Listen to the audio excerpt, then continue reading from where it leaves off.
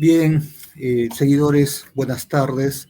Nos encontramos en esta tarde en compañía de David Elí Salazar, crítico literario, narrador y doctor en literatura por la Universidad Nacional Mayor de San Marcos, autor de estudios, entre otros, de tradición oral de la provincia de Pasco, proceso de literatura pasqueña, narrativa, proceso de la literatura pasqueña, poesía, discursos del socavón y un reciente estudio sobre un testimonio literario acerca de la famosa columna Pasco. Asimismo, David Elí ha publicado dos muy consolidados cuentarios que son Al filo de la muralla y Destinos inciertos. El primero, el más reciente, el año 2021, y el último publicado en 1998. Nuevamente, bienvenidos a este programa, bienvenido David. Si quieres compartirnos un saludo, estamos encantados de escucharte. Gracias, Jorge. La verdad, quiero agradecerte por esta invitación a tu equipo. Creo que esta es una muy bonita oportunidad para poder conversar y dar a conocer las cosas que hemos venido trabajando. Y de hecho, ¿no? De los lugares donde nos hemos formado y del lugar del departamento en el cual pues pertenezco, que es Pasco, ¿no? Y donde vivo, la ciudad de Cerro de Pasco. Bien, Jorge, estamos aquí para iniciar tu exigente interrogatorio. Está más como un conversatorio acerca de algunas ideas, como quizás algunos ya saben, y si no saben, hoy van a poder familiarizarse con ello. David es un hombre dedicado a su tierra, ha pensado su literatura y quizá su proceso de la literatura pasqueña sea la historia literaria regional más importante que se haya escrito en nuestro país, ¿no? Que además, cuando digo regional, no hay allí ninguna relación peyorativa, sino tiene que ver, como él también, con otros términos lo señala en un momento en sus libros, una relación completa de lo que es el panorama nacional, ¿no? Y justamente a ello apunta mi primera consulta, David. Voy a dividir esta conversación en dos puntos. La primera, enfocada en tu labor crítica, y la segunda, en tu labor narrativa. Mi pregunta va un poco acerca de la literatura pasqueña en su proceso, específicamente a partir de la importancia de la literatura minera. Noto en tu libro que es más un libro dedicado a la literatura minera, ¿no? Entonces, ¿cuál es la importancia de esta literatura para Pasco? Y te agradezco la pregunta, Jorge. Bueno, en esta primera parte sí me gustaría enfatizar de repente, bueno, yo estudié en San Marcos la maestría, estamos hablando del año 96, 97, con una promoción muy interesante de amigos que cada uno ha marcado su destino, su derrotero, y la verdad que forman parte pues de un interesante trabajo creativo y de investigación para las letras peruanas. Y aparte de eso, estudié el doctorado. Y como manera de anécdota, ¿no? Yo antes de eso, de hecho, iniciado primeramente en la creación literaria y fui a San Marcos para aprender a escribir, ¿no? A que mis cuentos mejoren en técnica, en discurso. Pero la estructura orgánica del área de San Marcos fue distinto, ¿no? Entonces me llevó más al trabajo de la investigación, de los estudios literarios. Entonces, de ahí que después de mi primer texto creativo que se publicó en el año de 1998, prácticamente abracé la crítica y abracé los estudios literarios. Y un tema que me ha apasionado desde mucho tiempo, pues, ha sido estudiar la literatura de mi tierra. Y la literatura de mi tierra es Pasco, enfocado como un espacio donde no se han hecho muchos trabajos investigativos y era una especie de una obligación moral para mí darle a mi pueblo pues todo un estudio. Así es que recuerdo que en el año 99 justo se organizó en Huancayo un encuentro de escritores literarios de ese tiempo que muy frecuentemente se hacía entre Huánuco, Pasco, Huancayo, Ayacucho, Huancavelica, ¿no? Que era el centro andino. Y recuerdo que Nicolás Matayoshi me encargó para que yo haga el balance de la literatura de Pasco. Y entonces tuve que revisar algunos textos y la sorpresa y al mismo tiempo también la falencia que encontré, que había muy pocos estudios, apretadas, artículos de 3, 4 páginas que habían revisado la literatura de Pasco. Y esto me preocupó porque traté de indagar más textos y me encontré prácticamente con estudios que hay que contarlo con los dedos, ¿no? Entonces, a partir de ahí es que me interesó y me propuse ya como un proyecto estudiar la literatura de mi pueblo. Es así que empecé primeramente a estudiar una parte de ese proceso que fue la literatura minera de Pasco, y luego englobé en el panorama ya integral del proceso de la literatura de Pasco. Fue una tesis que lo inicié, recuerdo cuando terminé el doctorado en San Marcos, el proyecto que se presentó, estoy hablando del año 2002.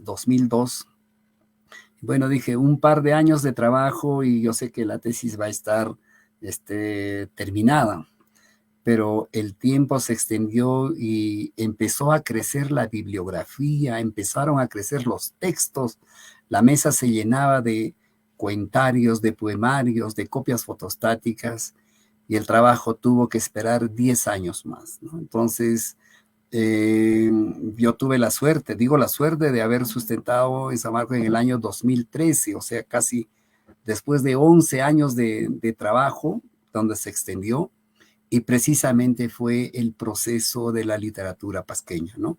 Que más tarde ya se convirtieron en 2 voluminosos libros, ¿no? Que lo compartes, sé que has sorteado y los tengo acá, ¿no? Los libros que pesan. Es el primer tomo es esta, ¿no? Este es el primer tomo del proceso de la literatura vasca. Claro, ese es el segundo tomo. Este es el primero de poesía, toda la poesía, y el de acá es el texto de narrativa, ¿no? Cada texto tiene 500 páginas, y lo que de alguna manera en todos esos años he tratado de sistematizar es como estudio, o sea, como un método de análisis, todo el proceso de la literatura, y me he negado a hacer solamente un inventario, no a hacer una antología, sino que como una propuesta, y de ahí que, bueno, tomé prestado el título incluso, ¿no? Proceso de la literatura pasqueña. Y bueno, ahora me doy cuenta que ha sido un trabajo monumental de muchos años, y sinceramente creo que ahorita, con los años que ha pasado, ya no me arriesgaría a hacer dicho trabajo, porque sí, ha sido un trabajo bastante, digo, de tiempo, ¿no? Y creo que ha dado sus frutos, y al mismo tiempo la satisfacción de que sean textos para muchos de consulta en las regiones, ¿no? Como para que puedan sistematizar sus literaturas regionales. Por eso creo que en esta primera entrada, diría, con el conocimiento de haber leído y analizado la mayor cantidad de textos de Pasco, de que las literaturas regionales tienen pues su propio proceso. Las literaturas regionales, si bien es cierto, circundan dentro de un espacio, dentro de una región, claro que pertenecen al proceso de la literatura peruana en conjunto, pero tienen sus particularidades. De ahí que yo, al momento de sistematizar todo este proceso, yo me he negado a repetir el modelo de análisis de los procesos de la literatura peruana que se han hecho ante esos textos de consulta, ¿no? De Luis Alberto Sánchez, de de Tamayo Vargas, ¿no? Y otros, porque se trataba de un poco de homogenizar cómo ese modelo pudiera servir a los otros modelos. Y efectivamente muchos han copiado esos modelos y han seguido la misma estructura de sistematización, o en todo caso de periodización de la literatura peruana.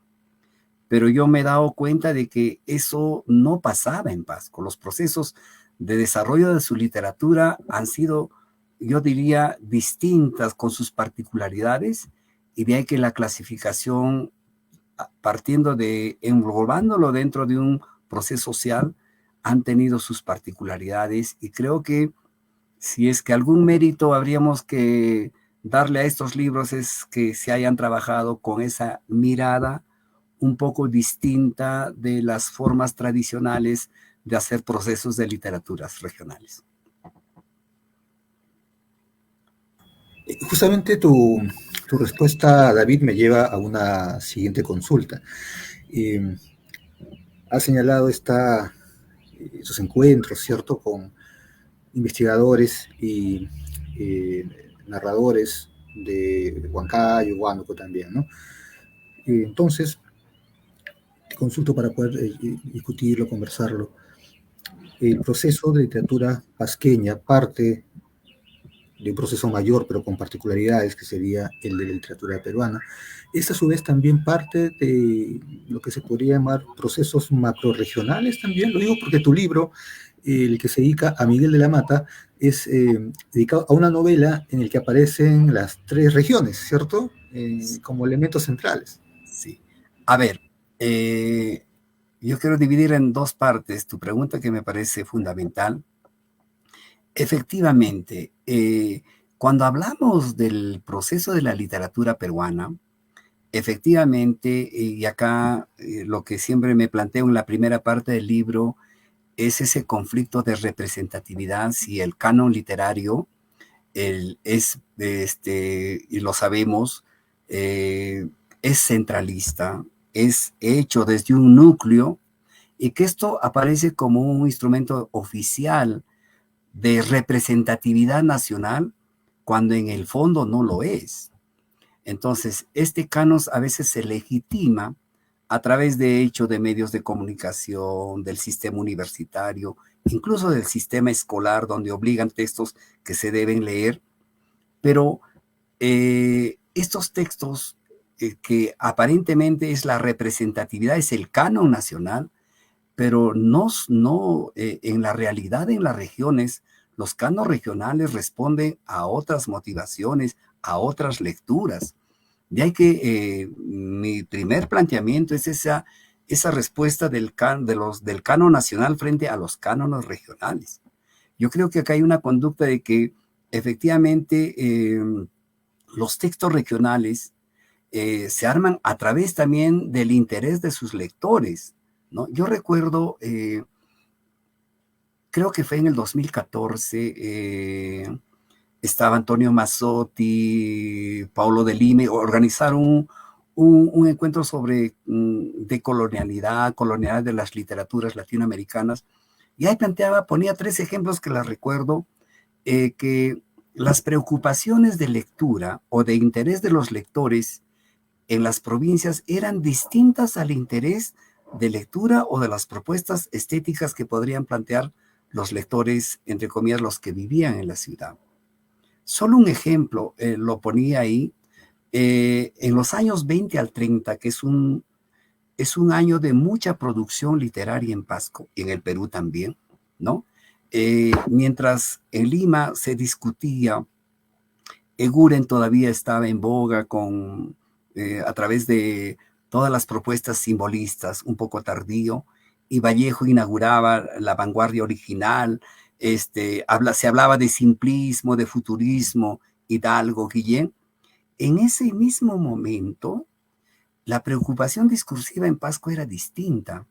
O en otro caso, la temática era cómo se estaba dando nacimiento a una propuesta poética minera, una literatura fundacional con temática minera, porque a Pasco había llegado la Cerro de Pasco Corporation, la gran empresa que se había instalado en 1901 y que cambió la vida cultural, política, económica de la región. Y entonces mucha gente migrante, forasteros, gente letrada empezó a llegar a Pasco. Y esa gente trajo cultura, trajo muchas cosas. Entonces había momentos entre los años 20 y 30 de mucha actividad cultural. Y en ese proceso, primero fueron los poetas, que yo les llamo los poetas forasteros, quienes instalaron una poética en Pasco, escribiendo en los periódicos. No olvidemos que en Pasco habían 10 periódicos que circulaban diariamente en ese tiempo. Lógico, de 8 o 10 páginas, pero tenían 1 o 2 páginas dedicadas a la literatura. Y en ese espacio publicaban textitos, relatos cortos, mayormente poemas, ¿no? Poemas o canciones para los carnavales. Entonces, en ese momento, mientras en Lima se hacía eso, en Pasco se estaba dando nacimiento a la literatura minera. Primero los forasteros y después los poetas nacidos en Pasco. Eso es un tema que a mí, sinceramente, lo tomo con mucha seriedad, porque fueron los poetas pasqueños, producto de toda la llegada del Cerro de Pasco, las consecuencias de la minería, que estaban proponiendo desde la literatura una nueva propuesta estética, que era la poesía minera. Y ahí tenemos entre nombres a Ambrosio Casquero, que es uno de los poetas mayores de los primeros 50 años del siglo XX, a Lorenzo Landauro, que ha sido trabajador, y el otro poeta que ha hecho canción, que es Andrés Urbina, que ha plasmado las mejores letras en los huaynos y mulizas de Cerro de Pasco. Y así podemos ver espacios, o si vamos nomás solo a los años 80, Jorge, cuando en el Perú, en las épocas de violencia, aparecía la poesía femenina, aparecían estos discursos de la calle, ¿no? Las discotecas, las cantinas, la homosexualidad, todos esos temas entraban ya en debate en la literatura. En Pasco, la preocupación principal de los años 80 al 90 era el futuro de la ciudad y cómo la ciudad iba a desaparecer por obra y gracia de una empresa minera, y todos los poetas o los productores culturales, cualquiera sea la forma, poesía, narrativa o teatro, todos estaban empeñados en crear una conciencia sobre el futuro de la ciudad. Estos dos ejemplos, para terminar con esta parte, me hacen pensar de que las preocupaciones discursivas en las provincias o en las regiones como Pasco son distintas a las que se dan en la capital o en otras regiones. Por lo tanto, es válido crear los propios cánones regionales. Es válido crear los intereses de lectura para satisfacer a ese público lector que va a consumir a fin de cuentas los textos, ¿no? Entonces, creo que esto es una postura que han pasado algunos años y la sigo manteniendo, rectificando y construyendo, porque a fin de cuentas todos los textos están orientados a que un lector pueda asimilar dichos textos y pueda, pues, a partir de ahí dar toda una configuración propia, y al mismo tiempo cómo se sostienen en esto, en el consumo de los textos, en la difusión de los textos, cómo se sostienen las literaturas en las regiones, y en este caso en Pasco. Gracias, David. Yo quiero tomar también algunas ideas de lo que has señalado para seguir charlando. Claro, en tu libro, en tu proceso de literatura pasqueña, la presencia de la actividad minera incluso articula distintos momentos, ¿cierto? Así es. Y me llama también la atención, porque eso me parece una propuesta muy, muy importante, esta relación que, bueno, todos la conocemos, centro-periferia, y que establece un canon nacional que se arroga, ¿no? Se arroga el título de canon nacional, siendo regularmente un canon ya sea de escritores nacidos en Lima o asentados en Lima, y muy pocos que realizan la actividad en las regiones de la cual se establece, ¿no? Y justamente hacia ahí va mi consulta. Esa imagen de pronto, tú la señalas, la estableces.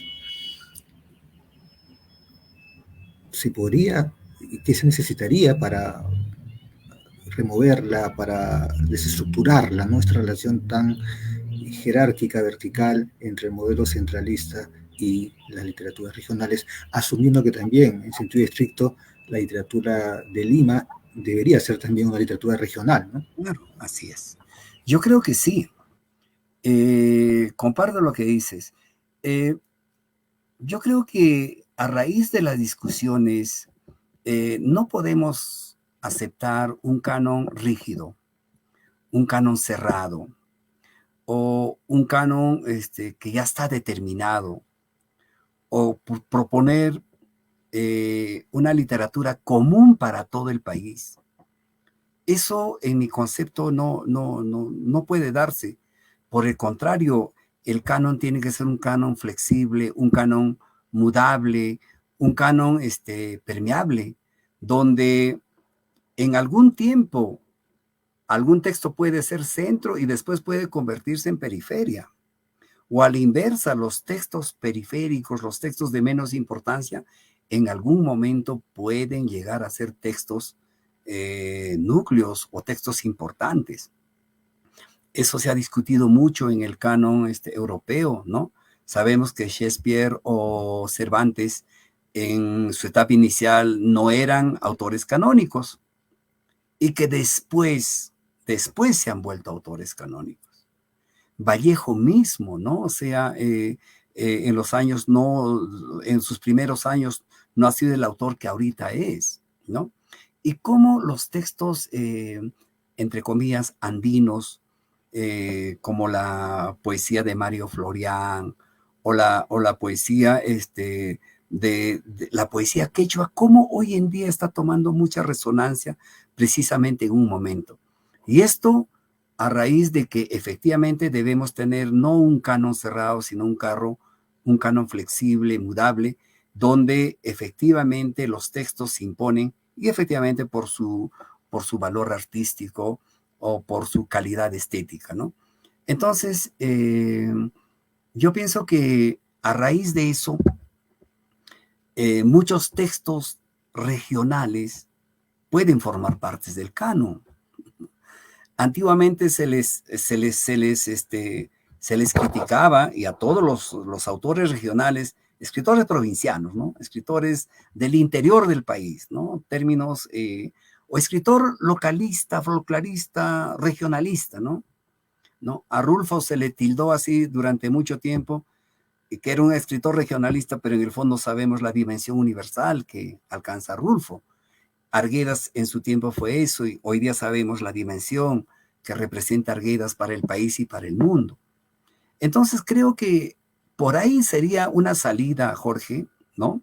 Para todas las literaturas regionales, que construyamos cánones regionales, pero cánones regionales donde los textos sobresalen efectivamente por su calidad artística, que se impongan, pero al mismo tiempo también por la recepción que deben tener estos textos dentro de la cultura, ¿no? A veces se pueden inflar la dimensión de los textos sin que tengan la calidad artística que se merece. Y eso se dan cuenta los lectores. Los libros o los textos van a vivir a partir de los comentarios de los lectores, ¿no? Y esto creo que se debe tomar en cuenta muy bien. Y para mí, y termino con esto, creo que es de muy buena salud que en el Perú, en todas las regiones, se están haciendo textos tan importantes sobre sus literaturas regionales. Veo constantemente, ¿no? Literatura de Huancavelica, literatura de Junín, literatura de Tacna, literatura de Cajamarca, de Trujillo. Ahí. Entonces los autores, ahora con la tecnología, con las redes, con el internet, circulan mucho más rápido de una región a otra región, y entonces los textos van a sobrevivir ya por su calidad. Y creo que esa es una muy buena oportunidad para que desde las regiones, sin que tengamos que pasar por la opinión, entre comillas, de varios escritores, los textos o las literaturas regionales se puedan asentar y con justicia formar parte, pues, de este canon. Muy interesante y acertado lo que señalas, David, ¿no? eh, canon nacional, que en realidad pone en juego mucho más que solamente literatura, ¿no? Desde que ya llega al lector una imagen, una representatividad de lo que es la literatura nacional. Yo siempre he pensado, y lo comparto, que es algo muy contados casos de críticos asentados en Lima, muy contados casos, hayan, no faltan los que se arrogan una especie de conocimiento de la literatura nacional, o al final lo que conocen es la literatura de Lima, ¿no? Así Eh, es, así es. y bueno, no hay que perder oportunidad en mi caso para decirlo, porque me parece unas frases muy felices acerca, ¿no?, de los mejores libros, las mejores novelas, cuando hay una efervescente literatura en todo el país y muchas veces, si comparamos cualitativamente, en todo lado hay buenos escritores y en todo lado Así hay es, malos escritores, ¿no? así es. Y justamente te quería preguntar a partir de lo que has señalado del canon y de la dimensión que opera, y ya lo has comentado ciertamente, de la literatura minera, pero te quería consultar, ¿hay alguna, dentro de esta diversidad, obviamente, de literatura de Pasco, quizá más contemporánea, expresiones literarias, sea en poesía, en narrativa, en teatro, que quizás sin abandonar del todo o abandonándola del todo, la temática minera, están buscando otros caminos? A ver, es interesante esta. Revisando ya la literatura de Pasco, yo creo que la literatura minera, y eso lo explico muy bien en mi libro Discursos del Socavón, la literatura minera hay que tomarlo como una categoría. Las minas no simple como un lugar de trabajo, sino como un universo por develar, un universo que se construye, de hecho, a raíz del trabajo minero, pero que sus consecuencias van más allá. La vida del minero, sus angustias, sus consecuencias, su carga ideológica, todo ese mundo complejo corresponde a la literatura minera. Y ahora, y esto también lo reitero porque a veces se confunde que la literatura minera solamente se refiere a la literatura del socavón, o sea, la mina. Y eso ya lo digo en el año 2006 en el libro Discursos, y no es así. La dimensión de la mina, si bien es cierto, la mina es el lugar de trabajo, pero su universo, su mundo se expande mucho más allá de la mina. Y ahí está la vida en la superficie, en la ciudad, con toda su complejidad. Incluso las varias formas de mina, porque una cosa es estar en la mina y otra es estar ya en el tajo abierto, o sea, en la parte ya de la superficie. Entonces, partiendo de ese concepto, literatura minera como una categoría, como obras que hablan sobre el universo minero, y en el Perú hay muchas. En el Perú yo he hecho un compendio de novelas y este corpus sigue creciendo. Y sigue creciendo a raíz de que efectivamente la actividad minera es una actividad tan sustancial como las otras actividades, ¿no? Y el Perú muchas veces se ha catalogado como un país minero por la cantidad de minas que hay y por lo que pueda dar al erario nacional, pero a veces la literatura no ha marchado al igual que esta dimensión.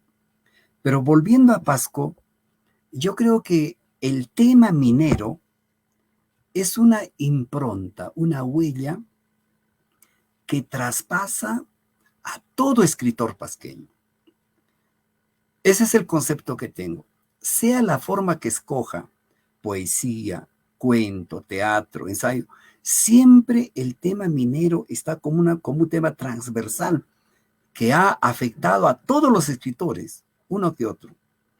Partiendo desde los primeros escritores de los años 20, de los años 50, los de contemporáneos, incluso los jóvenes escritores que en un tiempo no quisieron saber nada de lo que significa la mina, ahora en su madurez poética o narrativa están volviendo a tocar el tema de la minería.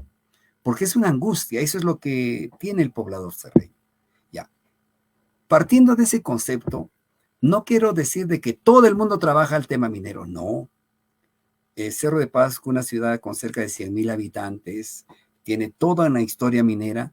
Hay otros temas también que se trabajan. Hay otros temas, efectivamente, que la modernidad nos da, ¿no? Hace poco, hace 2 días que se ha presentado un libro que se llama El caso de una periodista asesinada, ¿ve? Que no tiene nada que ver con Isaías, y que no tiene nada que ver con una temática así, pero que en cierta manera hay aristas que, quieras o no, están comprometidas con imágenes de la ciudad. Entonces, yo creo que si este es el tema principal, pero hay otras formas de discursos que se han dado por varios autores, ¿no? El tema fundamental que pueda caer, todos hemos hecho textos cotidianos, ¿no? Del discurso cotidiano, del discurso circunstancial, ¿no?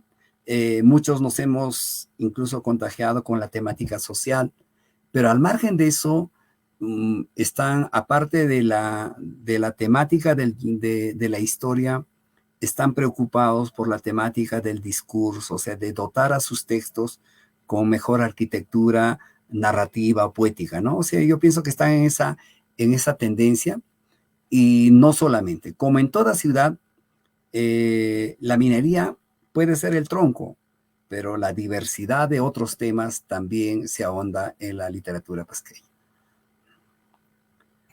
Eso tendría que ver mucho con las diversas formas de ser pasqueño de repente, ¿no? O sea, Así es. no existe una sola forma, y también muy vinculado con que al final el contexto nos toca, ya sea de manera directa o indirecta, ¿no?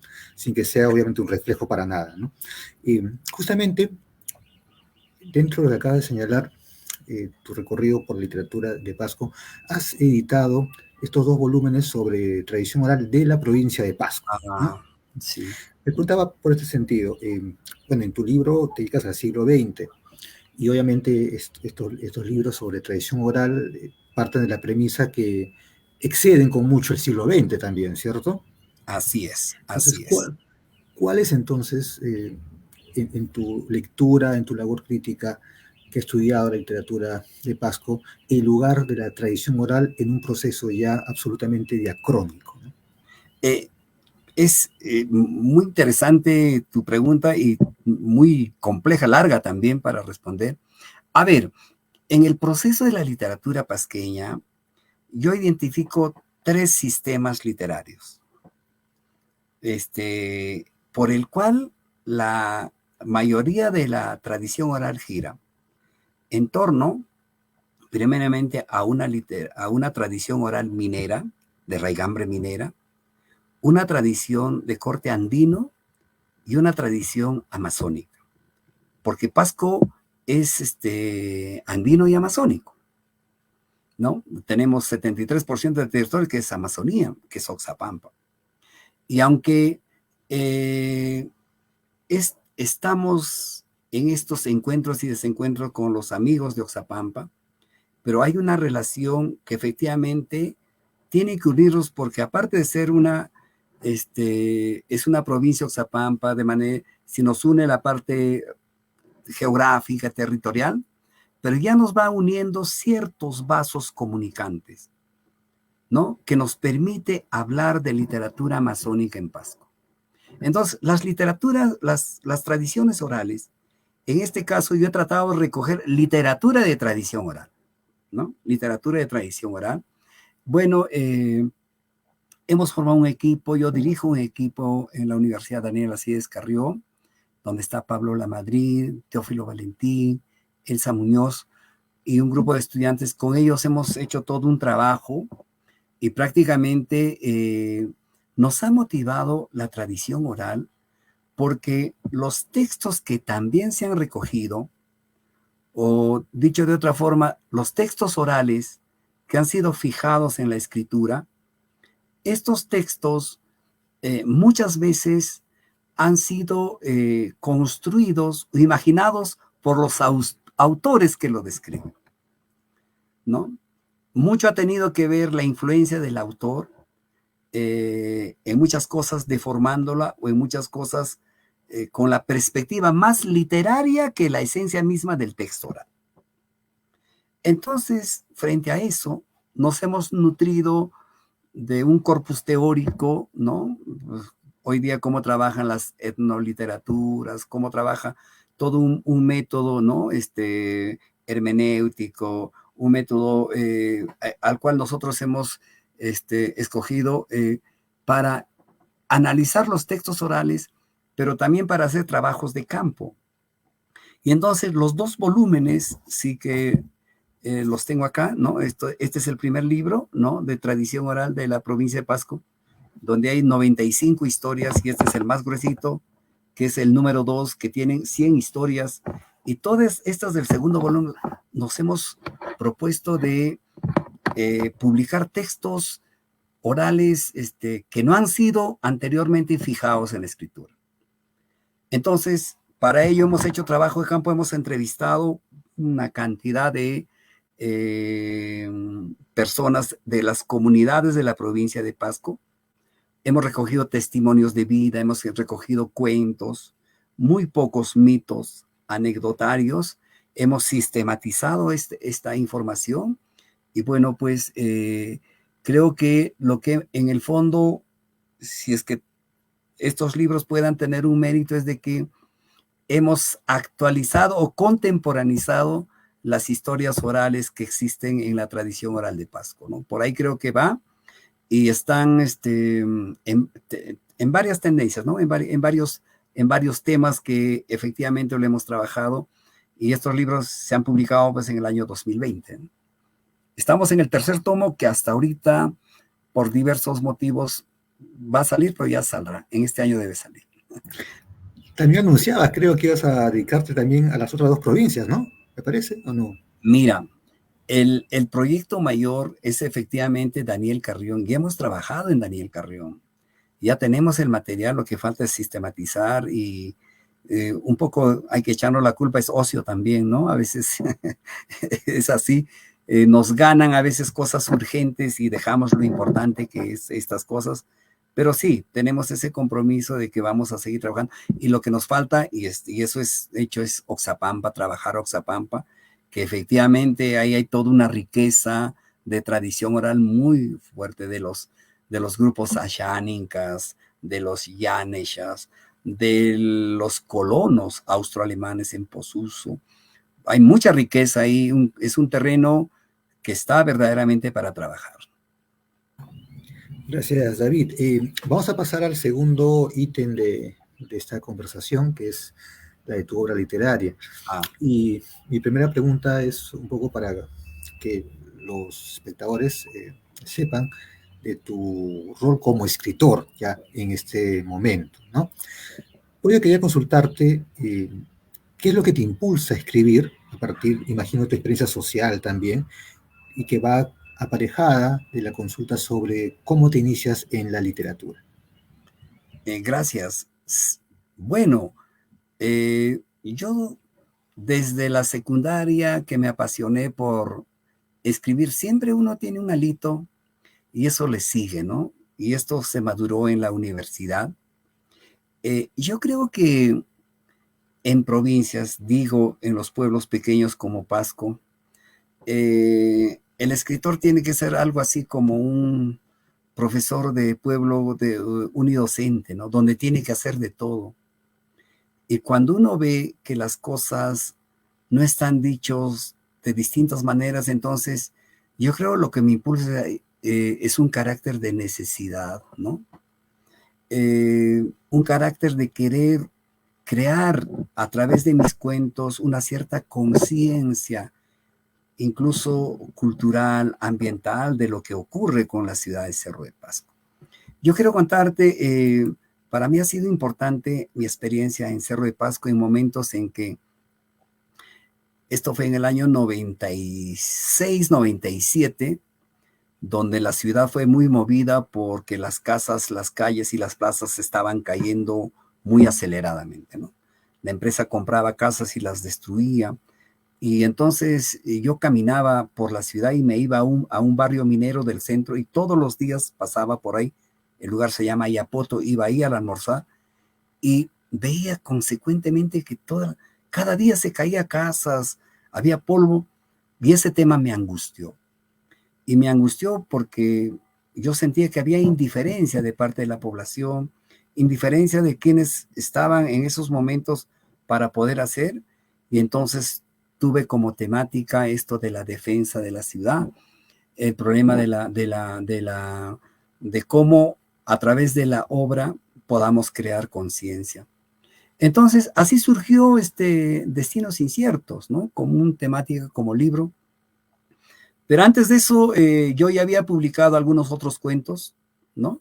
Si de repente el 92, no sé si conoces este libro, es un libro clave, Hora 021, ya este es el año 92 y aquí publico mi primer cuento que se llama Allá Abajo, ¿no? Este es el cuento Allá Abajo, y este cuento es uno de los primeros cuentos que se han escrito sobre la violencia política en el país, en tiempos en que nadie quería escribir nada sobre esto, porque podía ser acusado de subversivo tranquilamente y ser enviado a prisión, ¿no? Pero yo me atreví sin medir las consecuencias, y ahí está ese cuento, ¿no? Sobre el año 92. Y el 94 escribí un cuentito que se llama Las botas de Hebe, en esta revistita que me queda. Este es mi único ejemplar que me queda, ¿no? Y esta es una revista que se publicó en el 94, y este cuentito, curiosamente, se ha convertido en un ícono porque es un símbolo que se lee casi en todos los colegios de Pasco, ¿no? Es un cuento infantil, Las botas de Hebe, y el 94, de repente conoces este libro que lo compiló Manuel Vaquerizo, ¿ya? Y aquí efectivamente pues está ese cuento que se llama Ayer y Hoy, un cuento mío también que está publicado. Y después de todo esto viene ya Destinos Inciertos, que es el año 98, ¿no? Con el problema de la ciudad. Entonces, ya Destinos Inciertos aparece en un momento crucial, ¿no? Como una necesidad de crear conciencia frente a las cosas que sucedían. Y como ya te dije, ¿no? Destinos Inciertos cumplió su proceso, ya está en la 4ª edición el librito, ¿no? Esta es la primera edición que lo publicó el municipio de Pasco, y esta es la 4ª ya. Esta sí creo que la tienes, ¿no?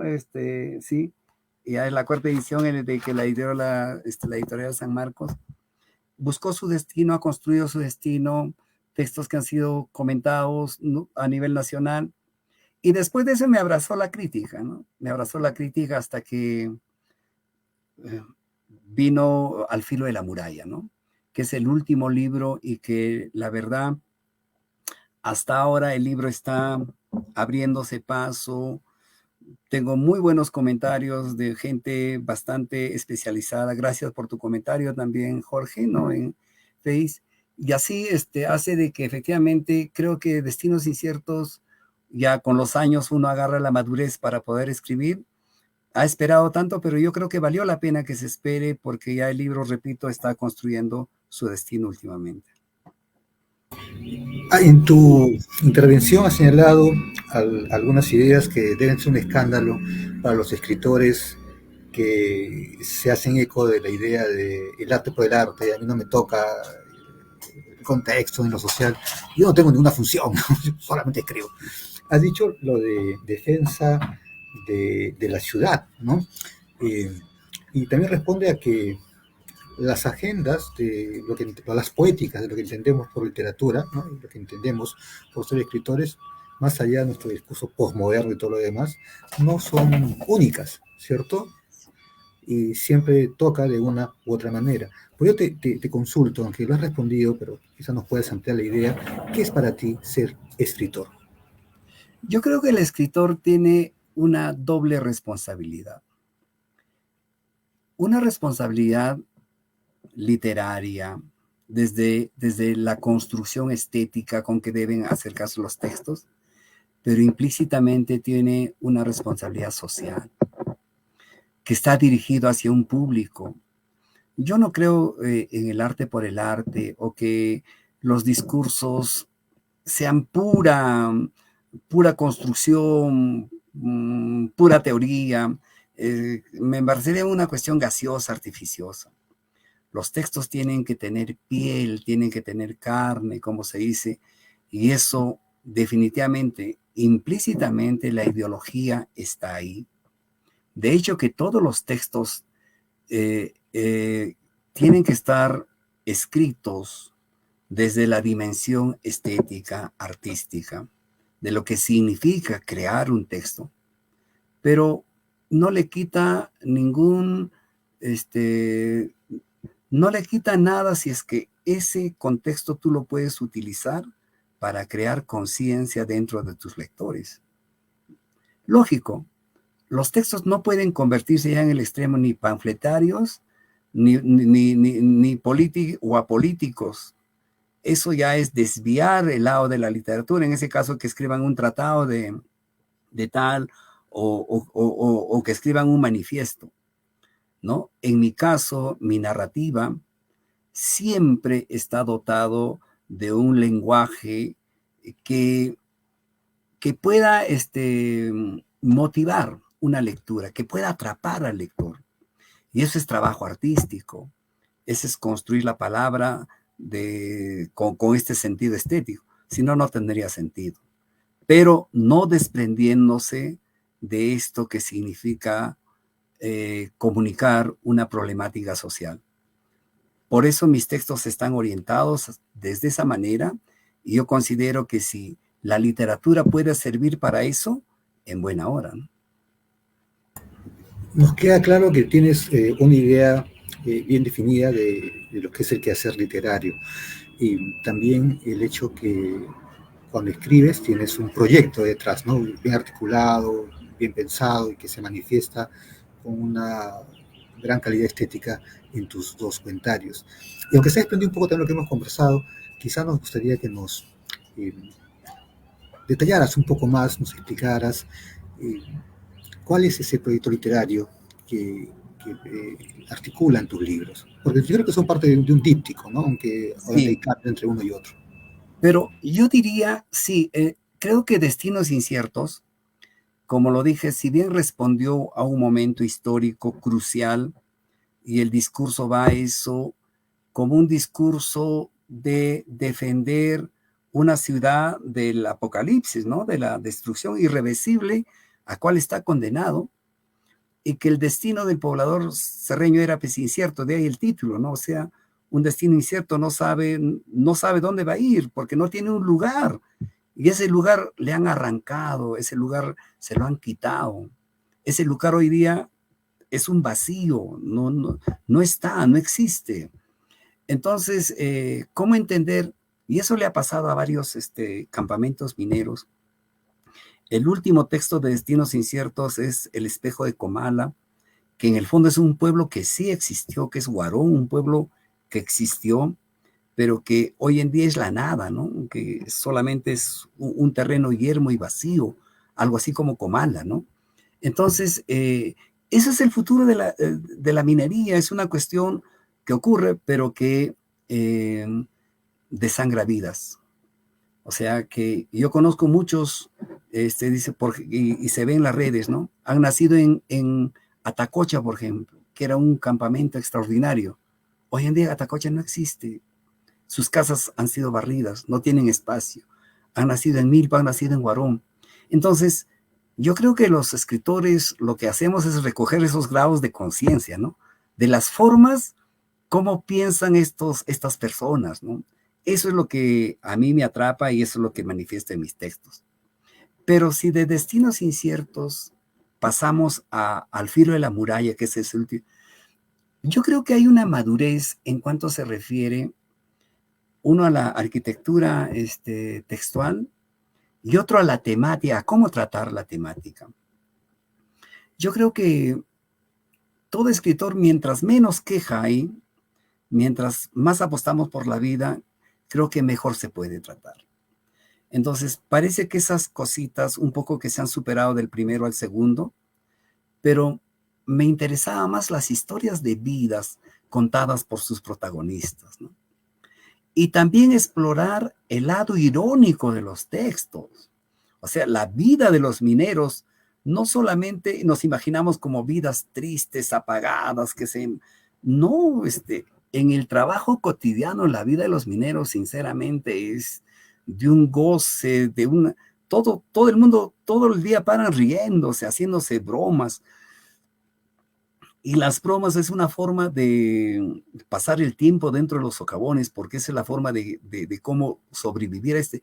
Y eso es lo que yo trato de narrar en estas historias. O sea, historias, retazos de vida, fragmentos, pero que puede ser la historia de no solo de un minero, sino a través de estos representar la colectividad de estos mineros, ¿no? En esa línea están esos cuentos, el Cazaverde, por ejemplo, ¿no?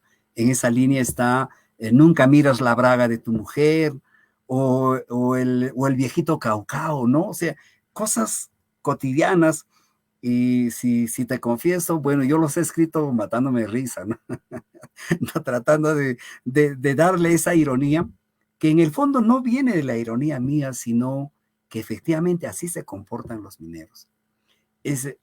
Pueden utilizar un lenguaje brusco, soez, esa es la forma en las minas, cómo se trazan, pero siempre están pendientes de fastidiar, de ridiculizar al otro, porque en la mina hay que ser bien vivo, ¿no? Si eres, como se dice, tranquilo, eres la víctima de que todo el mundo pueda jugar. Y esa es una forma de vida. Entonces, yo creo que esto también es una nueva arista de la literatura minera, ¿no? Que no solamente se ve al personaje triste, no, por el contrario, ¿no? Son los hombres más vivos, que tienen toda una viveza criolla que la han aprendido justamente en el trabajo. Entonces, mis libros tratan de representar eso, formas de vida, formas de pensar, ¿no? La forma como piensan estos actores, y ojalá los haya logrado, ¿no? Porque ya en la feria del libro que hemos tenido han venido varios mineros que verdaderamente me han abordado y francamente han dicho que han gozado de estos textos. Es cierto, en tu segundo libro hay una mayor trabajo con la ironía, con el humor también, ¿no? Una forma de, ¿no? Y que en tu primer libro aparecen con menor frecuencia, quizás quizá en la mafia, pero sí, la mafia. Sí, ahí la mafia. quizá, ¿no? Sí, pero sí, es más recurrente. Pero también has tocado el tema del COVID, me parece, en sus últimos sí. cuentos, ¿no? Yo creo que el último cuento es un cuento que contemporaniza el texto, ¿no? Sin alejarnos de la ciudad, del espacio, ¿no? Y Cirila es el último cuento que aparece en tiempos de COVID. Efectivamente, nadie hoy día podemos desprendernos de lo que significa la red, la virtualidad. Esto ha aparecido para quedarse con nosotros, ¿no? Ya es parte de nuestra vida. Entonces, efectivamente, el espacio en el cual se trabaja estos personajes ha sido. Pero hay algo que yo quiero confesar ahora. Cyril es una chica que sí existe y que efectivamente le ha pasado esa anécdota que cuenta en el texto. Y es una chica que efectivamente vive en Honduras, en Tegucigalpa, y que yo me he contactado con ella a partir de las redes, y que efectivamente es una chica de Cerro de Pasco y ha vivido en Cerro de Pasco. Entonces yo he agarrado, que me pareció interesante su historia, y lógico, le he dado toda una vida a un texto, ¿no? Que no viene de invención pura, sino de que efectivamente son cosas de la vida que pueden pasar, y que eso supone que las vidas cotidianas pueden aparentar ser muy ficcionales, pero que en el fondo pasan, en el fondo suceden. Eso es. Para culminar la entrevista y luego leer los comentarios y las preguntas si estuviera, te quiero consultar, quizás muchos también están interesados en la respuesta, es ¿qué proyectos vienen tanto en tu labor crítica como en tu narrativa? Mira, gracias por la pregunta. Sí, la parte narrativa la estoy trabajando. Muy pronto aparecerá un texto ya que estamos trabajando. No quiero decir cuándo, pero ya está bastante avanzado. Más bien, lo que estoy haciendo es un poco desprenderme de la labor crítica para dedicarme a la labor creativa, ¿no? Contaba, ¿no? O sea, siempre he querido dedicarme más, porque en la labor creativa uno se siente más libre, ¿no? El otro es un poco más racional, un poco más analítico. Yo me gustaría salir del otro lado para dedicarme enteramente a la labor creativa, pero tampoco me complico porque estas son las dos formas en la que estoy metido y las hago con la responsabilidad que quiera hacerla. Pero desde ya la narrativa es parte mía. Puedo decir que leo, pero también están un poco con ese nivel poético. O sea, no descuido la parte lírica de mis textos, ¿no? Pues, yo me niego a que un texto sea como lo hace un texto frío. No, no, no. Siempre estoy tratando de buscar de que ese texto tenga algo lírico, que sea una construcción artística, ¿no? Y creo que por eso de repente me demoro un poco más que hacer un texto de tradición oral o recoger eso, ¿no? Entonces, para mí es importante la creación, asumirlo con toda la responsabilidad posible. Pronto va a aparecer un texto mío y no vamos a dejar de escribir. Y de hecho, en el campo de la reflexión también estamos ahí, más trabajando a través de los artículos ya científicos que vamos a publicar. Y esperemos que nos dé el tiempo, ¿no? Y la vida suficiente para hacer todas estas cosas. Seguramente sí nos va a dar, David. Es una gran responsabilidad ahí y esperemos cuando sale el libro con toda literatura de Pasco, ¿no? O sea, desde comienzo. No, sí, sí. Hay una pregunta que te la voy a compartir. Correcto. Bueno, creo que es un saludo y una pregunta. Saludos de Niel Palomino González. Saludos, Niel. Nuestro querido amigo Niel. Saludos de Cusco, apreciados Jorge y David. Es una gran conversa y su pedido para tu persona es: háblenos más sobre la literatura minera de Pasco, otros autores, cuántas producciones literarias existen. Lo que está en pantalla. Sí, gracias, Niel. Un saludo para ti. Verdaderamente, con Niel tenemos una correspondencia bastante continua, ¿no? Un asiduo comentario. Te agradezco el comentario que también apareció en Facebook, ¿no? Le he mandado el texto, Niel ha devorado el texto, efectivamente, y creo que es eso, ¿no? Las redes nos permiten hoy en día estar más comunicados. Lo mismo con Beethoven Medina en Trujillo, con Sein Zorrilla, con Samuel Carricho, Mario Malpartida en Huánuco. Creo que efectivamente por eso creamos nuestro propio canon, ¿no? O sea, más allá de lo que puedan significar o no estemos en la selección peruana, ¿no? Como decía, ¿no? Hagamos nuestras propias selecciones y eso para nosotros es importante. Efectivamente, yo creo que en Pasco se está trabajando, sí, conozco, ¿no? Saludar acá, por ejemplo, a Alejandro Padilla, que tiene todo un trabajo de literatura minera, tanto en literatura infantil como también en literatura para todos los gustos. Danilo Illanes, que últimamente ha publicado varios libros, novelas sobre literatura minera. Últimamente Jorge Travisaño está trabajando un texto y por ahí creo que la literatura pasqueña tiene un futuro. Veo en los jóvenes, si no son demasiados, pero estos pocos jóvenes yo creo que van a sostener la literatura pasqueña y va a haber ese eslabón, ¿no? De los que se fueron, lo que nosotros y los que vienen detrás de nosotros. Entonces creo que gozamos, digamos, de una buena salud. Esperemos de que, bueno, se van a cumplir el año que viene 10 años de la publicación del tomo de poesía. Habríamos que hacer un balance de esos 10 años que faltan, igual en la narrativa, y creo que tenemos que estar informados para crear eso. Entonces, hay textos. Lo importante es de que la dimensión en Pasco ya no solamente es literatura minera vista desde el socavón, por el contrario, es una literatura que ha ampliado las perspectivas narrativas. Son otros espacios, son otros temas, y así yo diría se engrandece la imagen de la literatura minera. Entonces, y aprovecho aquí, el 28 al 30 vamos a estar en Oxapampa y nos va a visitar Víctor Montoya, de Bolivia.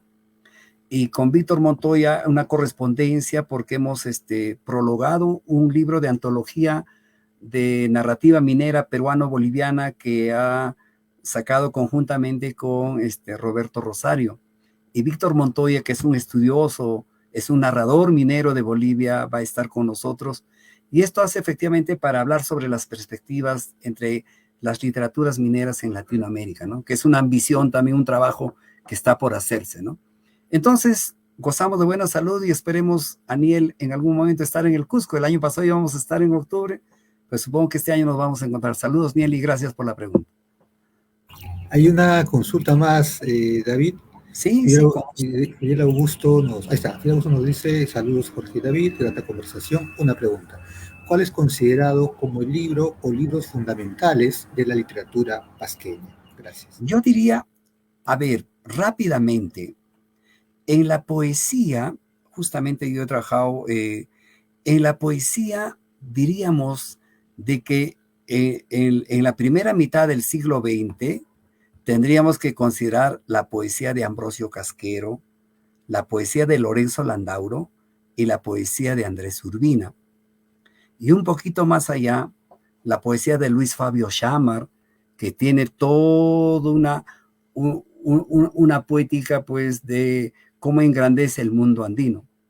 Y los tres poetas contemporáneos, los tres poetas que desde mi perspectiva significan la madurez de fin de siglo de Pasco, Luis Pajuelo Frías, a través de este hermoso libro poemario que es Oro y Cenizas, la poesía de Ángel Garrido Espinosa, ¿no? De Visión del Pájaro Dialéctico, como también los textos que ha publicado en Hora 021, y la poesía de Hugo Apéstiga.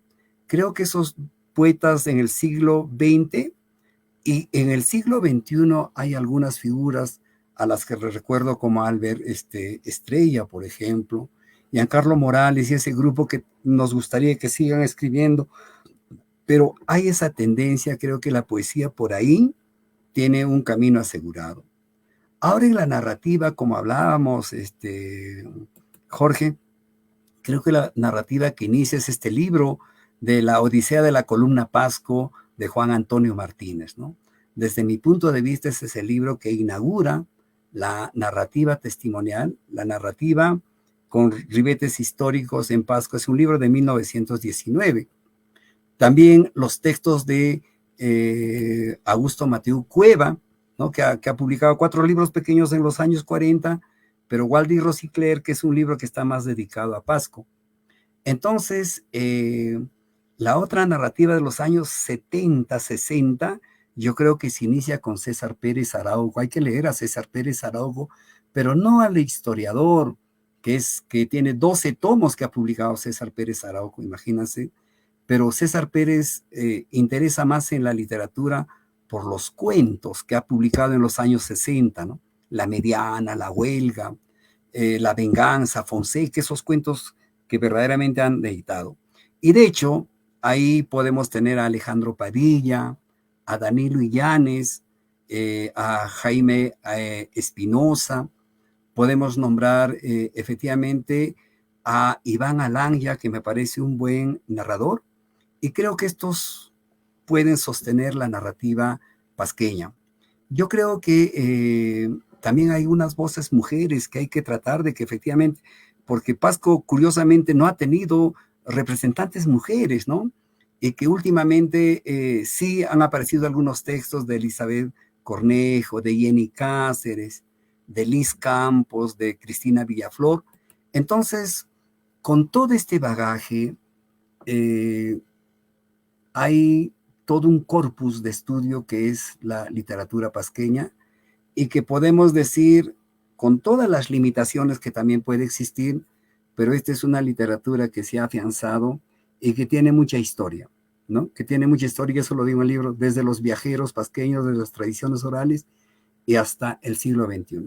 Y justamente en este mes, cada semana se está presentando un libro en Pasco y que me parece que es saludable prácticamente. Bien, muchas gracias por tu presencia en el programa, David. Te agradezco en nombre de todos los miembros del equipo. Ya habrá una oportunidad para seguir conversando, porque los temas que planteas no se van a agotar en una sola conversación, ¿no? Así también algún encuentro con un café o alguna Sí. otra bebida no alcohólica. O también puede ser. Ya. Entonces, David, antes que nos despidamos, tus palabras finales, por favor. Te agradezco, Jorge, a tu equipo. Ha sido una conversación verdaderamente larga. Esto nos permite a nosotros que vivimos en provincias, vivo yo en Cerro de Pasco, temporalmente en Tarma, pero nuestro corazón está acá en nuestra ciudad.